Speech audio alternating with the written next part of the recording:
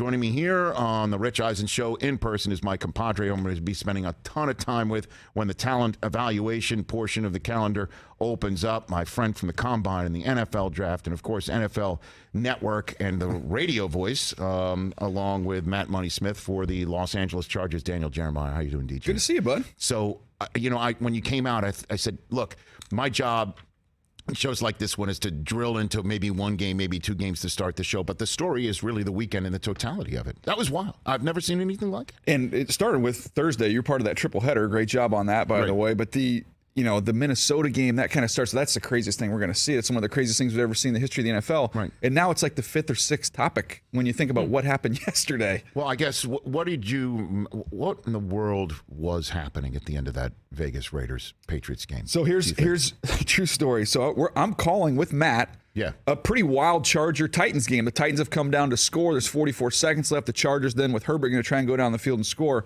Our engineer is in the row behind us, named Richard. He's a wonderful guy. He's a great engineer. Mm-hmm.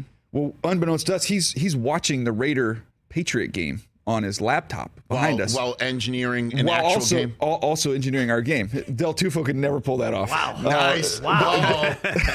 Now you insulted him. A little bit. Right. So we're calling the game. All of a sudden, we hear him behind us losing his mind.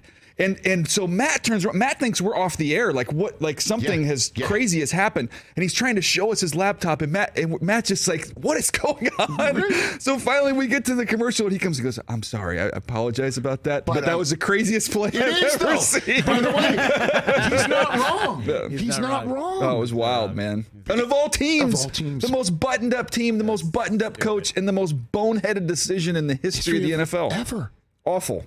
Because what's he thinking Mac Jones is going to do with it around midfield? Run it from there? I don't know. The one thing I will say in Jacoby Meyer's defense, when you watch the replays, Chandler Jones is in the middle of the logo, and he does kind of blend into the logo a little bit there. Well, I mean, so is all black. That was it. But that was the whole theme, I guess, of the last 2 minutes. Is like where does the logo end and the end line appear? Like with Keelan Cole's, the tip of his white shoe matched the white stripe. And then there's white paint all over the end zone because the lettering of the Raiders is white and the rest of it is black. So you really didn't know when shoes began and paint began and ended, and it was just wild. And that's so huge too, certainly for the Chargers. Oh because my gosh! Everything broke their way. Neck and neck. Everything broke their way over the week. I mean, everybody. Miami lost. The Jets lost. You look at the Patriots losing. Everything kind of cleared the runway in front of them. So it was one of the weird moments where doing work with the Chargers where you get the breaks. It was very unique. So, I mean, I know you watch tape for a living, but to watch Herbert live for a living, what in the world is that like to watch him go about his business? He's an alien, like legitimately an alien. And there's throws where you've kind of conditioned yourself to expect it a little bit, where you're watching it live on the field, you're watching it happen, you're going, okay, there's nothing there. You probably shouldn't attempt this. And then over time, you're like, no, go for that. Go for that. I mean, the window's this big, but somehow he's going to find a way to make it happen. And, I think he was getting some criticism, like in kind of the middle portion of the season. And I'm like, both of his tackles were out a bunch. Obviously, Rashawn Slater's still gone. Corey Linsley's missed a bunch of time. Mike Williams and Keenan Allen hadn't played together basically the whole year. He hadn't had those guys out there. And now all of a sudden they start to get a little healthier, and Herbert's making all these unbelievable throws, and it's like Herbert's turned it around. I'm like, no, Herbert kept him afloat despite missing all of these guys. And yesterday, another example, no Derwin James, still no Joey Bosa, and he guides him to victory. Well, I hate to say it, but you look at the rest of their schedule, and the games are winnable. And I know you don't usually say that about a Chargers team that normally just finds the trap door. One game. They're always one game short. And as if the football gods don't, they don't want to spare us or they of being on national television. The Colts. They play the Colts on Monday Night Football next. So we're going to see another. Maybe we've seen a meltdown on a Sunday and now a Saturday, maybe on Monday. I don't know the days of the week for Saturday. And then they're home for the Rams and at Denver. I mean, how real can this team be? Because, you just mentioned they're banged up. But going into the season, on paper, everyone's like, that is a potential Super Bowl winning team if Herbert can do what we expect him to do. Well, he's now currently doing what we expect him to do. I'll just ask sort of the third rail question here is, what do they coordinate for him well enough? DJ? I mean, like sometimes it's just like coordinate the chunk plays for him. Like, let's go. What do you think I think what they've seen is now Mike Williams has come back, and the chunk plays miraculously came back with him. Okay. And I think getting Trey Pipkins back at right tackle, they can hold up a little bit longer to be able to take some of those vertical shots. But I've felt, and we've felt this way the whole year, this is a team, if they could get healthy and just get into the tournament, I mean, who's going to want to play them? You know, if you get Joey Bosa back, and now Khalil Mack and Bosa and Derwin James is back, it's kind of what we talked about all over the offseason. We haven't got a chance to see that all together. And this is a team that's played Kansas City all the way down to the wire while missing a lot of these guys. So I think they're dangerous if they can get it. The crazy thing to me, Rich, and this is how nuts yesterday was, is that the Chargers entered the day outside the playoff picture. Now it's a very conceivable, and if you look at the schedules, maybe likely that they're the 5 seed when it's all said and done, going to play the AFC South champs, who might be the Jacksonville Jaguars. Daniel Jeremiah here on the Rich Eisen Show. Let's talk about the Jags. Are we seeing Trevor Lawrence the way that we expected him to? Are we finally seeing that? We're seeing, an incredibly talented player get put in a functional environment. It is. You're talking my language when you say that. I know. Right? I've seen some of those. A lot of views on those videos. Well, I'm only speaking the truth about Urban Meyer. I feel, but I always feel like when that subject comes up, I need to, tell her, look, I thought he would be a good NFL coach. He'd had so much success in college, and it was a train wreck. And now you're seeing Doug Peterson is so good with developing quarterbacks and putting them in a comfortable environment. And when you have talent and you add the just being comfortable, he's got like 14 touchdowns and 1 pick in his last handful of games. He's playing at an elite level, like a crazy high level. He sure is. So.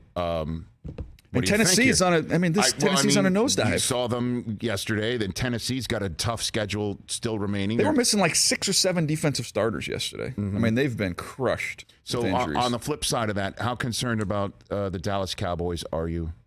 Because defensively, they have last couple of weeks they got carved up, quite frankly, by the two-headed monster that almost got Kansas City yesterday, Davis Mills and Jeff Driscoll. And Jacksonville just put 33 on them in second half and overtime. Yeah, big chunk plays down the field. The pass rush kind of disappeared a little bit, which I was surprised. Dak turned the ball over a little bit too. He wasn't playing perfect ball either. Although the pick six, I don't know if it's on. That's not. No, I'm not talking about that one. I think we have like maybe second and long earlier in the game, and he has kind of he's forced out of the pocket and just kind of chucks one up. But I don't know, man. You look at the NFC. It just feels like we are on a Philadelphia and San Francisco collision course, and that's going to decide it. Yeah, that's so. Purdy, for you, I mean, did you look at your analysis of Brock Purdy? Yeah, because he was at the combine. I think he was he one of the throwing quarterbacks? He was definitely that doesn't there. work out for the scouts with the rest of the quarterback group. So I don't know, but I keep all of my notes in an Excel spreadsheet. Yes. Okay, and so then I have it sorted every which way you can sort it, and then I can sort it by position, by grade. So when you have a player like this who's a little bit off the radar, who's having success, it's always that moment of truth for me when I go back, okay, let's pull up 2022 sequence lists, and I go quarterbacks, and I go scrolling. Oh, crap. Lower. Oh, man, let's keep going. And then there's Brock Purdy. And then I look at my notes on him. He's tough. He's competitive. He's accurate. Those are the things that you like about him. I thought the skill set, the tools were very average. Didn't have a big arm. He's not a huge athlete. Not a big guy. He's under 6'1". I think it was like 19 touchdowns, 8 picks. Even statistically, it didn't blow you away. But he started over 40 games. He was tough and he was accurate. And when you look at what Shanahan's asking him to do, I mean, the shot chart, Rich, the other day, his first, do you think he started out 11 for 11 or 11 for 12? Mm-hmm. The ball never went more than 15 yards down the field. It's just identify where the guy is, just get the ball out to him, make it really, really easy. And he's done that, and he's playing at a high level. And the defense is so good, and they've got so many weapons, and they can run the ball, and the offensive line is good. I mean, what can Jimmy Garoppolo do that got to a Super Bowl and almost won a Super Bowl that Brock Purdy can't do? And you want to answer that question? I don't think there is anything that he can't do that Jimmy does. So that's why they're a legitimate Super Bowl contender. Because that's the text I get from all my Niner friends is, can they really? But I do think, though, that there's people that go too far and think that Brock Purdy is leading the 49ers. We talk about on our podcast, we talk about trucks and trailers. There's the truck quarterbacks, the Mahomes, the Josh Allens. Those are pulling the team. There's a trailer quarterbacks where they've got everything in front of them. They've got the roster, and they can go along for the ride. Purdy's along for the ride. Let's not get twisted. He's leading this team, but he's good enough. Daniel Jeremiah, Move the Sticks podcast is what you're referring to here on the Rich Eisen Show. I'm just going to walk in the front door, and I know that you have a relationship with the general manager there. No, seriously, like, is Zach Wilson not the guy? Because I mean, he had his reset, and he made some eye poppers yesterday. Okay, he actually connected with Elijah Moore. I mean, that actually happened. He made some eye poppers, but the layups, man, he just doesn't make them. Yeah, and they kill you coming away on 2nd and 10 with nothing when Berrios is wide open to his right, deep in his own end zone, deep in his own end. I mean, those are the things that kill him. And he looks like he's going to get one more shot here. National television, Thursday Night Football against Jacksonville. Mm-hmm. Is he the guy? Is Zach Wilson the guy? I don't know that it's a great fit right now with what they're trying to do. I think he is if you're going to use a baseball reference, I think he's a home run hitter who's going to have a low batting average. And there's certain baseball teams that play with those types of players and have success, and there's other teams that want you to put the ball in play. This is an offense that's a rhythm, timing-based offense. Well, then why draft him? Honestly, that's an interesting question of just in terms of are you going to – and sometimes you might think you have one thing, and then when you get him in your building, Rich, and you realize, okay, maybe his strength isn't in this area, it's in that area. Well, then you've got to shift and change and mold around him as opposed to asking him to shift and change and mold around you. Right. But this is a team that I think he's got a chance. I still do. We think he has a chance to be a successful player, provided he has a good run game. It's play action. It's shots. You're not going to have a 70% completion percentage, but you're going to have chunk plays. His last 2 starts, Rich, I think they've had 50 rushing yards and 56 rushing yards. They can't run the ball at all. They continue to run the ball on first down and get nothing. So you're putting him in long yardage situations where the windows get a little tighter. Everybody knows you're throwing the football. And he's not an efficiently accurate quarterback. So it hasn't been great. That being said, they still have a timeout left, in case you didn't know from yesterday. I know that.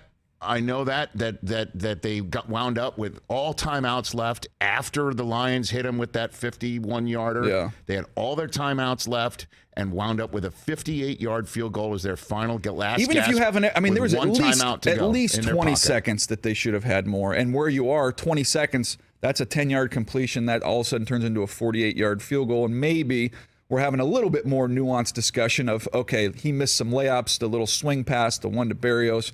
But, man, he made 4 or 5 huge throws. He drove him down the field. They tie the game. This wasn't meant to be. Need to get Quinnen Williams back, by the way, too. Of course. Yeah. I mean, you want to talk about injuries. Elijah Vera Tucker, and name me a bigger injury on the year than Breece Hall. Yeah. Name me another injury in the NFL.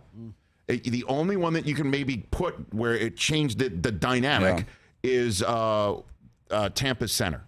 Mm-hmm. Honestly, Jensen. Jensen goes down right at the outset. Name me another. They were winning games. Jets don't get swept by New England if Breece Hall is there. Don't get me started, man. No, I'm going to start circling. But that's why we're talking about they haven't had a run game, and he needs a run game to help him. And when Breece Hall was there, even though it wasn't the sexiest offense, Breece was running down people's throats, and Zach was able to do enough, and they were winning all those games. And now they don't have a running game. But if you're redrafting right now, Justin Fields is too, right? I mean, there's no question. The way he's played, no question. Well, I mean, no question. But kudos to the Bears to change. I mean, we just talked about, you're like, I don't know if Zach's really a fit with what the Jets want to do. Yeah. Well, you draft Zach, and the team that drafts him is a coaching staff where they hire somebody thinking, let's turn him into that. Or honestly, the Bears, to their credit, what around the first month of the season, they said, screw it. Let's go the whole Harbaugh, Ravens, Lamar route. I'll run the heck out of it. He's been amazing. Yeah. And do you hear Darius, Slay, our friend Slay had to say. Slay, what did he say? He said after the game that Justin Fields reminds him of Hurts. Mm-hmm. And in terms of the leg strength, in terms of the running game, in terms of everything. Bears get some playmakers around him. Look out. I got a text from a coach on their defensive staff during the week as they were preparing, and he texted me and said, I had no idea Justin Fields was that fast. On an NFL field, he looks fast. Yeah. But I do think that there's Hurts, even how they're similar players, but Hurts is built a little different, where Hurts has been able to handle that heavy workload on the ground, and they've kind of grown him, obviously, and involved more as a passer, not having to do quite as much of that. Justin can't long term be carrying the ball 15, 18 times a game. He's not going to hold up. That's the only concern. But Hurts, you don't have that concern with him. No, and Hurts is Hurts was always that guy. Justin was almost a little bit of a reluctant runner. He's incredibly explosive. Right. But he was a little bit reluctant. And now, Jalen Hurts was at Alabama, was running the ball, 20 times a game. Well, maybe they're doing that now because that's what the Bears can do. You know. Oh, they have to do what they have to do to move the ball and score points, and he's the player. He's been amazing. That's the guy. He's been absolutely amazing. He's 7th in the league in rushing. He's unreal. Yeah. He won over 1,000 yards rushing. And he does. It is hard. How many times I can see, like Reggie Bush would be the great example for me. Yeah. When you watch Reggie Bush on a college field, he looked like he was 10 times faster than everybody out there. He got an NFL field. He still was fast, but it wasn't like it didn't just jump off the screen with him on an NFL field speed. Justin Fields looks like he's faster than everybody else on the field as a quarterback. So you said it looks like Daniel Jeremiah, a couple minutes left, and then we'll take a break and then talk about what's going on at the collegiate level with you before sending you on the rest of your Monday. You mentioned looks like collision course between San Francisco and Philadelphia. Yeah. Okay. Philadelphia wins that game, do you think? I think it's really evenly matched. I think I give Hurts obviously the edge at the quarterback position with where he is right now compared to where Purdy is. But line of scrimmage, they're both loaded. They have playmakers. They're kind of mirrors of one another in terms of how they're built. I think being in Philadelphia would be a big help. And, with all due respect to the Chargers and, the Dolphins have lost 3 in a row, but they're still in that spot, in the 8th spot, and whatever might happen at the bottom of the wild card. It sure looks like it's a 3-team Buffalo, race. Kansas City, don't Cincinnati. Forget Cincinnati, right? And that 1 seed will be so huge, clearly, and the Bills are in that spot. How do you see the AFC playing out from here? To me, it just feels like where I can say I can pin it down to those 2 teams in the NFC. I feel like the AFC is wide open. It is, isn't it? I do, and it's because you've got these superstar quarterbacks. That's what's so fun about it. You look at all the different matchups, and they can go a million different ways, but there's just so many great quarterbacks in the AFC. And I think when you have a great quarterback going on the road, do you think that Joe Burrow is going to be scared? No. He's not going to care where he goes to play. No. So, and I think it's the same way if Herbert were to get in. And I think this Dolphins team, they lost that game against Buffalo. I came away pretty impressed with how they played, no man. question. And if Lamar comes back healthy, the Ravens are they're totally not. They team, don't have fear is not a word that they acknowledge. So Right. they won't care where they play. Right. And the Jaguars get in with like that House potential- money. House money, that whole they don't know what they don't know. Yeah. And Doug Peterson knows that, and he's loving it. I saw them come out here and beat the tar out of the Chargers, and they were physical. And they're just figuring and it out. that was before they started really taking off. Yeah. They're going to host a playoff game, guys. I know. Wow. That's the way it looks. It really does look that way. It was a wild, wild day, What a man. day. Wow. Catch the Rich Eisen Show every single day on the Roku channel, 12 to 3 Eastern, for free.